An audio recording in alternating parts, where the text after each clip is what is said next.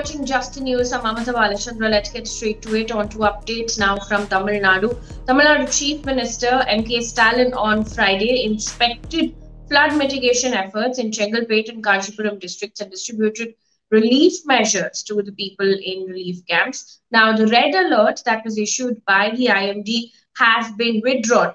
Schools and colleges remain closed, however, today as well. At least 14 people have died in rain-related incidents over the last 11 days. Now, speaking to ANI, Dr. S. Balachandran, who is the head of RMC IMD, said, and I quote, "A low-pressure area will form tomorrow in the far south Andaman Sea tomorrow, likely to move west-northwestwards in a concentrated depression by the 15th. Light to moderate rainfall expected in Chennai and suburban areas," end quote. Now, state disaster management authorities also said, and I quote, "Thunderstorms with heavy rain are likely to occur in the Nilgiris district for 5 days beginning the 12th of November," end quote. Now, in the meantime, according to PTI, Chief Minister of Puducherry, N. Rangaswamy, on Friday announced a slew of measures as well to mitigate the sufferings of farmers, fishermen, dairy farmers, and construction workers because of the rains. Meanwhile, in Delhi, it's continued to report severe air quality as the smog caused irritation in the eyes and low visibility as well, like is the case every year. Delhi's 24-hour average air quality index was at its worst this season, with 471 at 4 p.m. today. Yesterday, it was 411. It was the same case in Faridabad, Ghaziabad, Greater Noida, Gurugram, and Noida, all of whom recorded severe air quality. Over 4,000 farm fires have accounted for 35% of Delhi's pollution today, according to several reports. Now, an AQI between 401 and 500 is in the severe quality. According to the CPCB, which is the Central Pollution Control Board, the 24-hour average concentration of particles known as PM2.5 in Delhi-NCR crossed the 300 mark around midnight and stood at 381 micrograms per cubic meter on Friday. Also in the news, 3 petitioners, 2 advocates, and 1 journalist who have been booked under UAPA in connection with their social media posts and work related to the recent communal violence in Tripura have moved to the Supreme Court seeking quashing of the FIRs and challenging constitutional validity of several provisions of the UAPA. They've challenged the Section 210 of the Unlawful Activities Prevention Act, 1967 of the UAPA, which defines unlawful activity, Section 13, which is punishment for unlawful activity, and 43D5, which is restrictions on grant of bail of the Unlawful Activities Prevention Act. Now, the Plea said, and I quote, "The unlawful activities are defined in such a vague manner to make its application solely on the discretion of police machinery. Neither the accused would be put on notice as to what exactly is the offense which has been committed, nor would the authorities administering the section be clear as to on which side of the draw a particular speech or expression will fall," end quote. Now, according to a report by the Bar and Bench, the plea was mentioned before Chief Justice of India on Thursday for urgent hearing, and the court has now agreed to list the same. Moving on now, a special PMLA court on Friday extended the ED custody of former Maharashtra Home Minister Anil Deshmukh till the 15th of November in connection with a money laundering case. Now, Anil Deshmukh was arrested on the 2nd of November after nearly 12 hours of interrogation. He faced extortion charges after former Mumbai Police Commissioner Paramveer Singh leveled serious allegations against him. Now, Paramveer Singh alleged that Anil Deshmukh directed suspended police officer Sachin Vaze and others to collect 100 crore rupees from bars and restaurants over a month. Some worrying news coming in from Kerala. The Kerala government today said people need to be vigilant of the Norovirus infection that causes vomiting and diarrhea. Now, cases have been reported in 13 students of a veterinary college in Pukade in Wayanad district. Now, health authorities have said that they are preparing a data bank of the students of the Veterinary Science College, besides holding an awareness class as part of preventive measures as well. Now, speaking to the media, Health Minister Veena George said, and I quote, "Currently, there is no cause for concern, but everybody should be vigilant," end quote. Now, the norovirus are a group of viruses that cause gastrointestinal illness. Now, the virus causes inflammation of the lining of the stomach and intestines, as well as severe vomiting and diarrhea. Now, this animal-borne disease also can be spread through direct contact with infected individuals.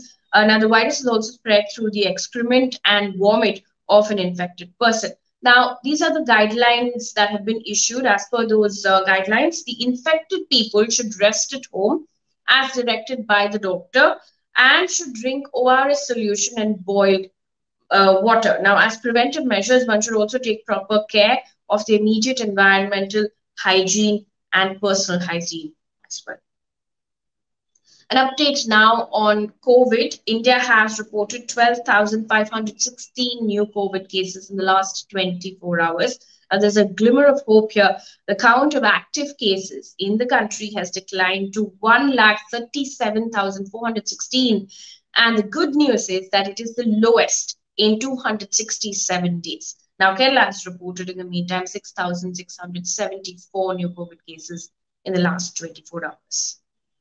Also in the news, the Lancet has finally published a peer-reviewed study confirming the phase 3 analysis of data on the safety and efficacy of Bharat Biotech's Covaxin. Now, in a statement, Bharat Biotech said, and I quote, "The Lancet peer review confirms the efficacy analysis that demonstrates Covaxin to be effective against COVID-19. Covaxin is the only COVID vaccine to have demonstrated efficacy data from phase 3 clinical trials against the Delta variant at 65.2%. Also, the center has revised guidelines for international arrivals and exempted children below 5 years of age from both pre and post-arrival COVID-19 testing. However, according to PTI, if children below 5 years are symptomatic on arrival or during home quarantine, they will have to undergo tests and will also be treated as per the laid down protocol. Now, this standard operating procedure will be valid from the 12th of November onwards till further orders. According to the guidelines, if travelers are fully vaccinated and coming from a country with which India has reciprocal arrangements for mutual acceptance of vaccines, they shall be allowed to leave the airport and not undergo home quarantine. They, however, have to self-monitor for 14 days. Now, if travelers are partially or not vaccinated, then they will have to home quarantine for 7 days. Let's now take a look at what's making news from the world of business. According to the data released by the Ministry of Statistics and Program Implementation, the country's retail inflation measured by the Consumer Price Index rose marginally to 4.48% in the month of October. Retail inflation during the month of September, however, was at 4.35%. In the meantime, India's factory output, measured in terms of the index of industrial production, witnessed a year-on-year growth of 3.1% in September. Also, Prime Minister Narendra Modi and the RBI Governor Shaktikanta Das have launched two schemes, RBI Retail Direct Scheme and RBI Bank Integrated Ombudsman Scheme. Now, what are these schemes? The first scheme allows retail investors to invest in government securities. According to the RBI, the scheme will allow retail investors to open and maintain their government securities account free of cost. Now, the second scheme is a One Nation, One Ombudsman system with one portal, one email, and one address for customers to lodge grievances. Now, Prime Minister Modi also went on to say that India has become the world's leading country in terms of digital transactions in a very short span of time.